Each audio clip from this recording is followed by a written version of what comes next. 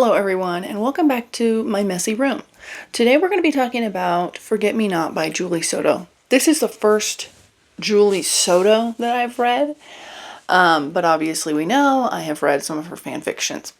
So she has a few published works, and I knew that this was not a Dramini fan fiction rewrite, but I also assumed, I guess therefore I assumed that it was not a rewrite at all, but after I finished it, I learned that it was indeed allegedly a Raylo fanfiction. Now, and I should have known, because when I was like 50% of the way through, I was thinking, this is kind of giving Allie Hazelwood. Therefore, it is giving Raylo fanfic. So I was not that surprised by it, but I wasn't thinking about that while I was reading it. But then again, I've never read actual Raylo fanfiction. And to be honest, I feel like the reason why Raylo fanfiction and rewrites of Raylo fanfiction are so popular is because that trope of like, I don't even know what the Ray is really giving. You know what I mean? It's more like low fanfiction with some girl. I guess she's like independent or something. So, it's like grumpy sunshine, dark hair, like tall, dark, and handsome guy who barely ever talks and is like really mean, and girl who's like, to be honest, I don't think this is giving Ray at all, but she's like super annoying. She's so really stupid. So to be frank, the formula, like nothing against Allie Hazelwood because she got the formula down, and I love the formula. In general, not necessarily Raylo, but like the formula. But you come for the formula, but then what do you stay for? That's my question, okay? So let's talk a little bit more about Forget Me Not. Things I liked. I liked the name. I thought it was clever, given the story and the subject. I liked the guy, kind of. There were some things about him that I really liked, which I guess I'll talk about more later. And then I also liked the format, which was everything from her perspective was in the moment, was in the now, and everything from his perspective was in the past, 3 years ago when they had first met. So let's talk about the book in general. This is a second chance romance between a girl who is, now let me just say, she's young. I don't know how old she is. Let's see. Maybe she's like 22 or something. During the present, because I think in the past she was like 19 and they're like 3-ish years apart. That's my understanding. I'm not sure. She is a wedding planner. He is a florist. A little bit more backstory on that is that he's not like a florist, but it's his dad's business. His dad passed away. I think it was his grandpa's business, so he took it over even though he's not crazy about it.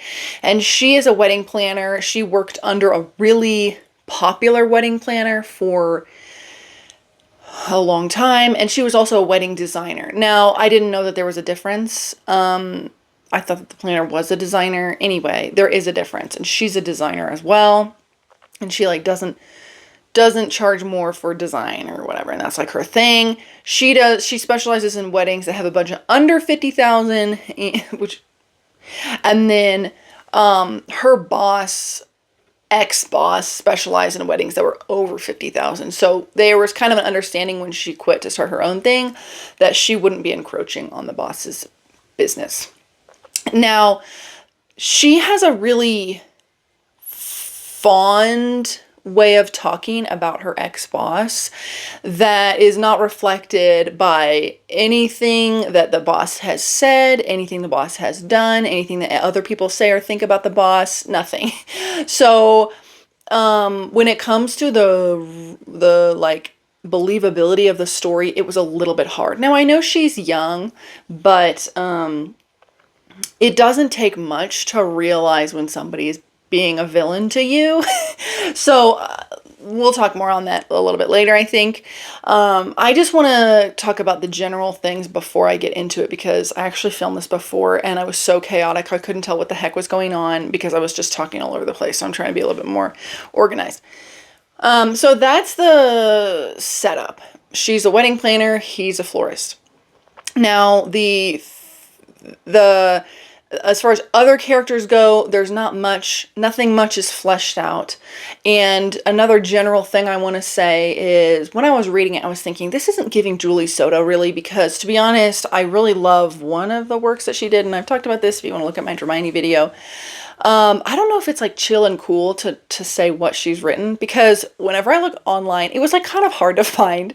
I was like wanting to confirm, because I don't remember where I heard that she was a Hermione author and where I made or what the connection, where it was or when it was.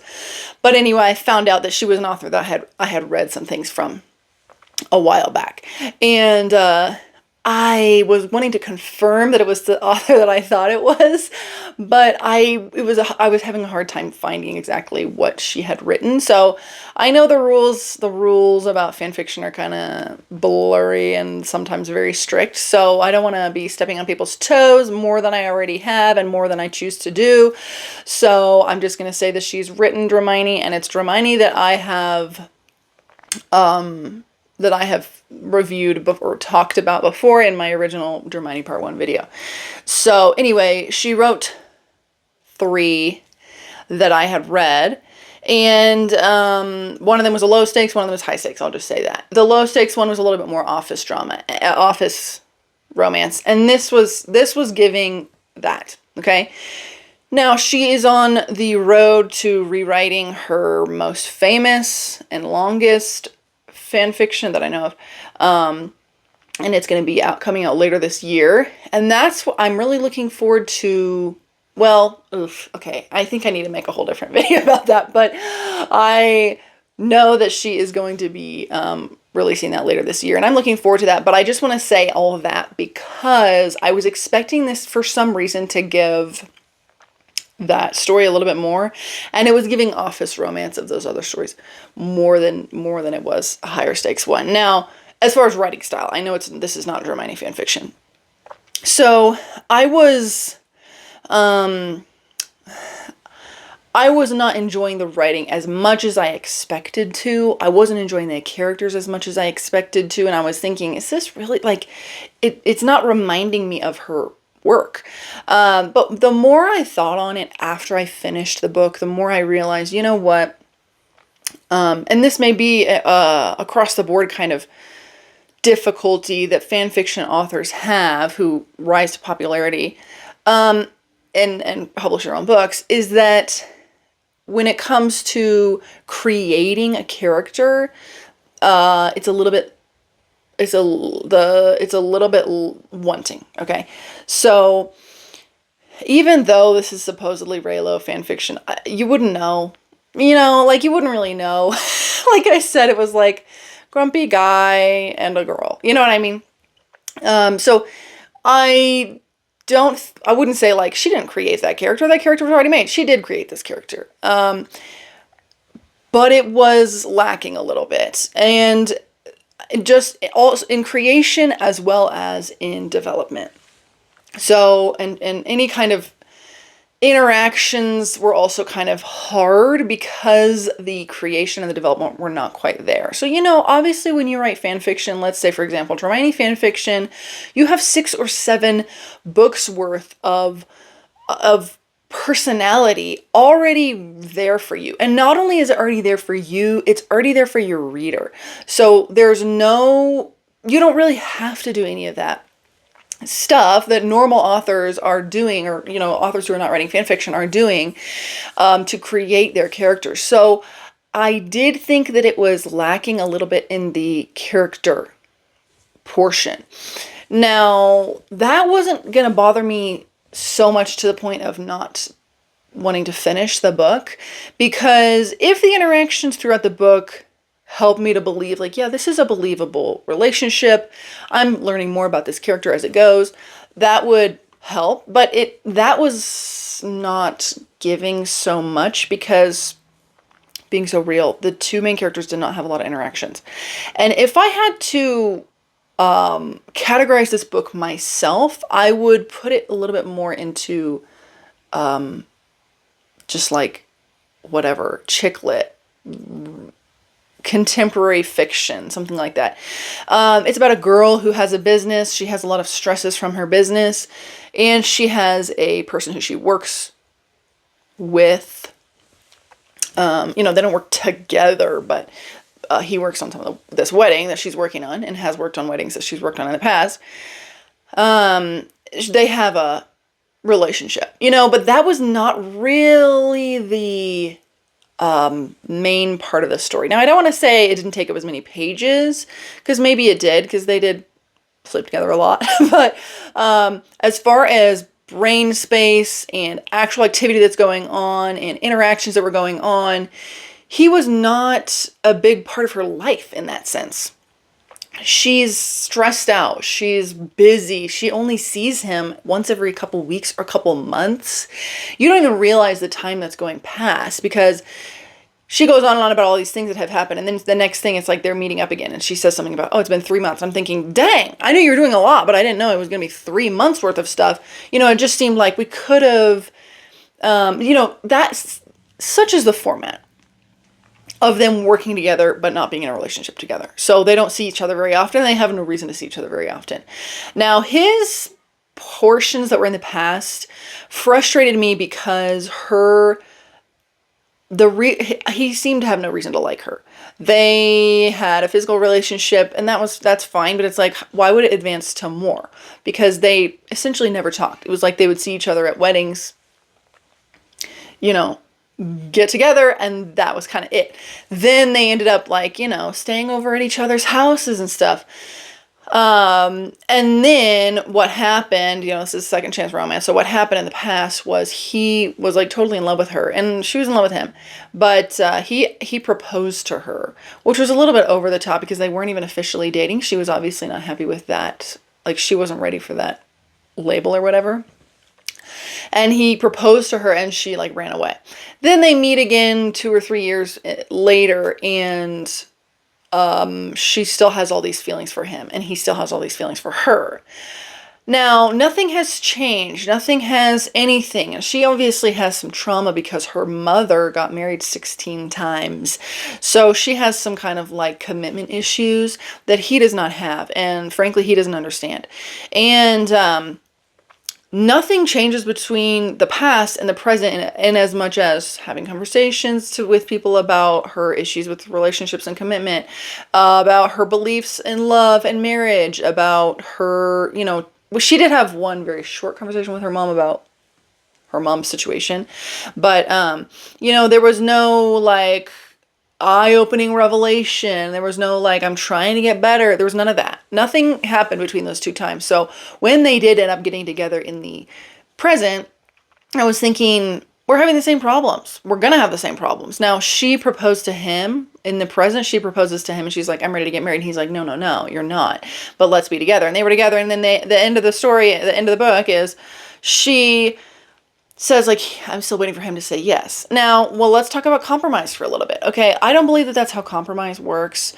Compromise is so important in a relationship, and okay, now that sounded weird, but you know what I mean. Finding a middle ground is so important in a relationship. Finding a way for both parties to be happy is so important in a relationship. And I don't believe that it's true compromise when one person, let's say person 1 wants a thing, person 2 doesn't want it. Person 1 then says, person 2 then says, let's do it. And then person 1 says, no, because you don't want to. It's that, even that is not. Because the person 2 is thinking, well, I'm ready to compromise to what you want. And you're thinking you're ready to compromise to what I want. But in the reality, neither of us are really getting what we want anymore, rather than one of us getting what we want. And in my opinion, there are 2 things that people simply shouldn't try to compromise on, which is marriage and kids. If you have different ideas than your significant other about marriage or kids, it's going to be really hard. And that's just a fact, okay? And the person who wants marriage or kids, the chances of those feelings getting stronger over time as they get older are really high. So the resentment can build up. Fights can happen, and eventually you can break up from that. So this happens all the time. So I didn't like that. I just didn't think, people are romantics And I just don't think that they want to see a couple who, it's not about getting married or not. It's about us thinking, I just don't think they're going to get together because they didn't fix the reason why they broke up in the first place. Now they're together again. It just doesn't make sense. Another thing that I had an issue with is, I am a romantic at heart. That's why I'm reading romance. And I think that's why most people are reading romance. The issue that I had was that we open up with her talking a bride into getting married who was having like really cold feet and really didn't want to get married. She talks her into it in such a way that, she says some pretty diabolical things to this bride, and she's thinking some even more diabolical things, such as, it's just a party. It doesn't matter if you're going to get divorced later, just party for now. Marriages don't last anyway. Weddings and marriages are not tied at all. I know you don't want to cancel things and like embarrass yourself. So just like go through it and have a fun time today and like party with your friends and then, divorce later. And I was thinking, so she's obviously not a romantic. She doesn't believe that relationships last, period. Not just like a lot of relationships don't last. Some relationships don't last. She doesn't think relationships last, period. And she is free to believe that if that's what her mother, and it's, okay. The thing is, she's a wedding planner, and I understand that people who are in the wedding business, like, maybe or have a more realistic view of relationships because they've seen so many weddings and so many divorces. Then again, I'm thinking, she's not seeing the divorces. How does she even know who's getting divorced or not? Anyway, but they maybe have a more realistic view of it, and I can understand that. But I would think that they're still romantics at heart, and like it would be depressing to have, especially a wedding planner who like didn't believe in love and like didn't believe that love was forever and didn't believe that it could be forever. And so that frustrated me a lot. I just didn't like her attitude. And in that case, it was kind of like these two are never going to agree because he is a total romantic and she is just not. And as well as I fundamentally don't agree with the attitude of like, love doesn't last. So what's the point of trying? That obviously I don't agree with that, as well as, okay, she has a conversation late in the book with her mom about if she thinks she'll ever find the one, if her mom thinks she'll ever find the one. And her mom says, I don't think so. And I'm thinking, of course not, because she breaks up over these tiny little things. It's like, obviously you're not willing to compromise, find a middle ground, anything.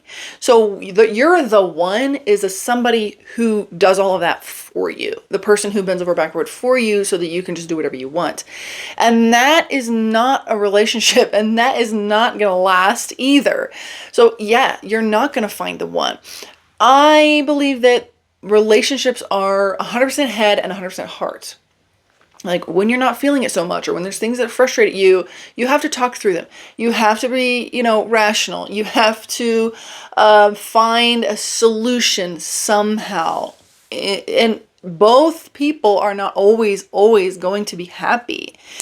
So it's like, yeah, if you think that relationships are about like two people being happy 100% of the time, then you're right. You are never going to have a good relationship. You are never going to be in a relationship with somebody forever. It frustrated me a lot because I envision their future as they don't get married. She doesn't want to get married because she wants to have like she doesn't want it to be so hard to break up when the time comes. And then he is like bending over backwards so that they stay together because he's like so in love with her and he doesn't want her to feel like, oh, something's not going right. Let me leave right away. So she's just bringing her trauma into the relationship and hurting him with it. So the whole dynamic to me just didn't feel right. It didn't feel fair to him at all. And honestly, his character was like pretty normal and cool. Like she was the one who was frustrating because everything he did was like a reasonable, fine, normal thing to do. And everything she did, you're thinking, what the heck? She wasn't acting like an adult or like a regular human at all. I mean, she owns a business where, okay, the wedding that she's working on during this book is a $250,000 budget wedding, and it's really high profile. And it's like, wow, so she can handle that. Yet she can't take her car to the shop, which had a nail in the tire for 2 years. Okay, there are lights in the dash that she doesn't even know what they mean. And being a wedding planner, if you don't have a car, you don't have a job. Okay, you know how many times she's got to be driving hither and thither, this place, that place, cake, dress, flowers, everything. It's like a realtor. Like if you don't have a car, you don't have a job. You cannot do the job with no car. And yet she doesn't go and get it fixed. And she obviously, they never say anything about money. Like, it's not a money problem. She just doesn't want to go. There's never a reason stated, period. The only reason that the author would do that is that it's a reason for the guy to like get really upset with her, because he's a normal human who like understands that you rely on a car and therefore you should take care of it. He gets frustrated with her in the past and in the present as to why she's not taking care of her car. And like, it was a 100% understandable.